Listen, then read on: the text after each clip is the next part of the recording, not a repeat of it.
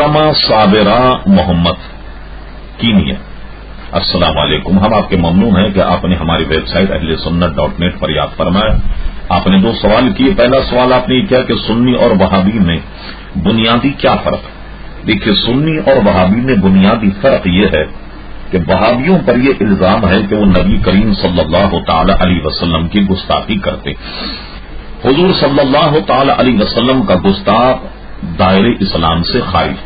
وہابی علماء نے نبی کریم علیہ الصلوۃ والسلام کی شان میں گستاخی کی، اس لیے علماء اہل سنت عرب و عجم نے ان علماء کی جنہوں نے حضور کی شان میں گستاخی کی ان کی تکفیر کی.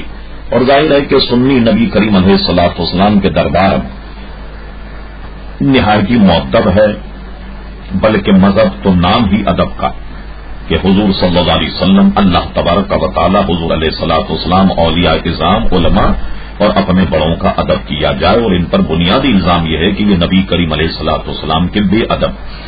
کیونکہ دلائل کی یہاں گنجائش نہیں، صرف مختصر سوال کا جواب دیا جاتا ہے. اور اگر آپ کو دلائل چاہیے ہوں گے تو ہم ظاہر ہے ان کی کتب کے حوالے سے پھر آپ سے گفتگو کر کے دلائل بھی آپ کو دیے جا سکتے. دوسرا سوال آپ نے پوچھا کہ المدد یا رسول اللہ یا غوث اعظم پکارنے کے ثبوت میں کسی دوسرے فریق کو کیا بتانا چاہیے. سب سے پہلے تو آپ کے ذہن میں یہ بات رہے کہ نبی کریم صلی اللہ علیہ وسلم حیات النبی ہیں اور اپنے غلاموں کے کلام کو، ان کے درود کو، ان کی آواز کو، باوجود اس کے کہ قبر منور میں ہیں لیکن ان کی آوازوں کو سنتے. اسی طرح حضور غوث اعظم ہوں یا اور اولیاء اعظام ہوں، اللہ تبارک و تعالی ان کو یہ منصب عطا فرمایا، وہ بطور کرامت اللہ تبارک و تعالی کی عطا سے اپنے غلاموں کی آواز اور ان کی صدا کو سنتے. ظاہر ہے کہ اس میں بے شمار دلائل ہیں.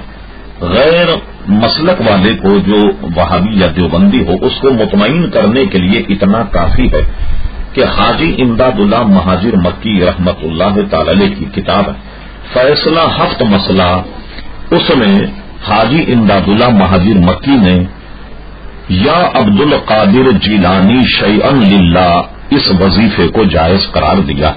یہ جو علماء دیوبند اور وہابیہ کے بہت بڑے پیر و مرشد ہیں اور اپنی کتاب میں جب اسے جائز کہتے ہیں تو اب دیوبندی یا وہابیوں کے پاس ناجائز کہنے کے لیے ذرا راہ مشکل ہی سے نکلے گی. تو دوسرے لوگوں کو مطمئن کرنے کے لیے حاجی امداد اللہ مہاجر مکی کا حوالہ دیا جا سکتا ہے.